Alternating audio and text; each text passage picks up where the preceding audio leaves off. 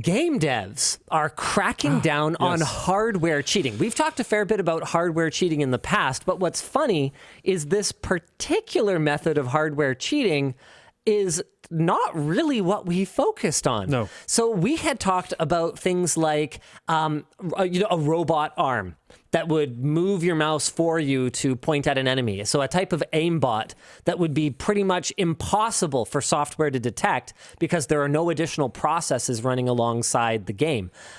But this still actually wouldn't stop that because a lot of those use normal mice. Right. But the thing is that this kind of hardware cheating isn't something that I ever really thought about, in spite of the fact that I'm a bit of a keyboard mouse supremacist.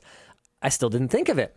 Activision, Bungie, and Ubisoft are evidently cracking down on cheating via hardware modules that allow the user to bypass standard software anti-cheat detection. So the kind of anti-cheat that they're detecting is users who are disguising their keyboard and mouse as a game controller. Yes. And then competing in game controller lobbies With like the aim lock and stuff. obviously superior keyboard and mouse, plus The like auto aim and aim lock that you get with a controller. unbeatable, because now You can snap onto people way faster. You can switch targets way faster. You can do all this other kind of stuff, but it will hold your aimer on the person. it's 360 no scope aim lock, Yeah. right? Like It's a huge advantage. Yeah, so after Activision announced a new hardware pass-through, so that's what it's called, a hardware pass-through detection system for Call of Duty a few weeks ago, a large glut of these devices apparently flooded the secondhand market. This is a cool, maybe unintentional positive side effect of like gacha mechanics, is that it actually punishes people for cheating because when you lose your account, Yeah. you actually lose in-game items that have your real value. Anyway, this is very much a side discussion. I still wish we'd go back to you buy the game and just have the game. But as far as my understanding goes, a lot of them just don't care and they'll just buy the skins again. I mean, okay. Because like the Tarkov people that cheat, a huge percentage of them buy the most expensive possible version of the game, which is like over 2 times the normal price. And just has like more like inventory space and stuff. Because they just don't, they're paying for the cheat too. They're whales, right? I always sit down with my kids and I'm like, okay, is that real? No. Do we pay for that? No. All right. Good. We can continue. Now, an obvious solution to these issues would simply be to ban all pass-through devices. However, and that's why this is here, Yeah. you would also be catching folks who rely on things like the adaptive controller And the in adaptive the Crossfire. controller is insanely powerful. This is actually like one of the coolest devices that is released in a really long time.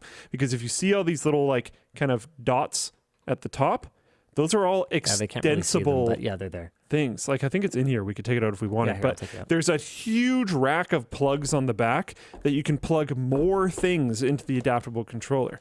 I had a friend recently who I think they like Yeah, so basically fell off every function of the Yeah. controller has its own 3.5 millimeter jack that can be used to plug in some kind of device that is more usable to. So if your arm is like locked to your side for some reason, you could have a joystick that presses up into your palm and you move it around like this using your whole palm Yeah. instead of just your thumb. Yeah, the joystick connectors are USB and they're on the side. You could have a button that's near your head, and if you have mobility in your neck, so you could like lean into it, you could press a button using your head. I had a buddy recently who severely damaged one of their wrists, and I had suggested that they use one of these in order to gain input into a game that they could use while having their hand in a cast. These things are actually amazing. And essential. Yes. So I was so proud of Microsoft when they released that, and I still think that's extremely cool that they're supporting it. And so if we were to ban pass-through devices, it would be really That's hard brutal. to tell the difference between a bad pass-through device for cheaters and a pass-through device for people who just want to play the game. Yeah. Bungie in particular has emphasized they're focused on players who use these devices to gain an unfair competitive advantage and has explicitly reassured players who require adaptive tools to participate that they will not be banned. I mean, I'd be surprised if the odd... You get accidentals. Yeah, there's probably going to be some collateral damage here, but hopefully we can avoid too much of that, because that is the last thing that people who rely on their adaptive controller to play need to deal with. Yes, agreed. In addition to device detection, the Bungie security team will be monitoring gameplay for unusual patterns of player behavior to indicate cheating. However, it is still possible and even likely that these systems, will sometimes flag players with a legitimate need. Discussion question here. Bungie specifically defines cheating as using an outside tool to change the intended experience of the game, in this case by removing a challenge. Is this a good understanding of cheating, and how would you define it?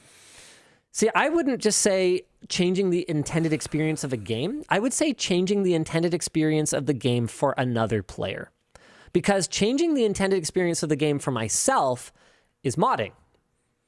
Changing the experience for someone else is screwing them over. And you know what? I had wanted to talk about this actually when we were discussing the Gary Bowser verdict, where I basically was going to say like time equals money.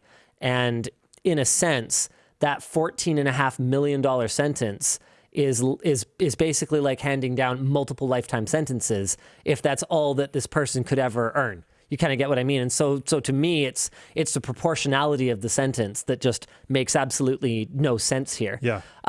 So in this same way, the way that I define wrong is in the way that it affects someone else. Now, obviously, there are limitations.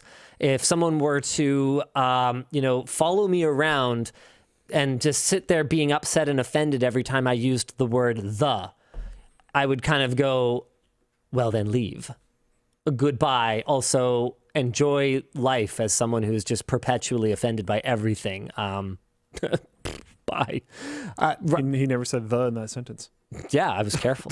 Respectful. Very good. Wasn't on purpose. I was trying to catch you. But in this case, there is a reasonable expectation from that other player that they should be able to play the game without somebody impeding them in a way that was not expected nor intended by the game developer. So in our mutually understood definition of what this experience is supposed to be, you're affecting not only your own, but you're affecting someone else's, and in a way that is detrimental. And it's that clearly is the definition of cheating to me. It's clearly trying to break rules, because like with the keyboard mouse as a controller thing that we're talking about, you can play with a controller or you can play with a keyboard. You're screwing with things to make it think that you're doing something that you're not. So there's clear intention here. Yeah, I think the intent is another really... I think the intent is important, even if it's difficult to prove. Yeah. Either way, I mean, I'm generally pretty receptive to anything that makes the gaming playing field more level and that rewards people who play the game properly and punishes cheaters. In this case, all I hope is that we don't see too many innocent users caught in the crossfire.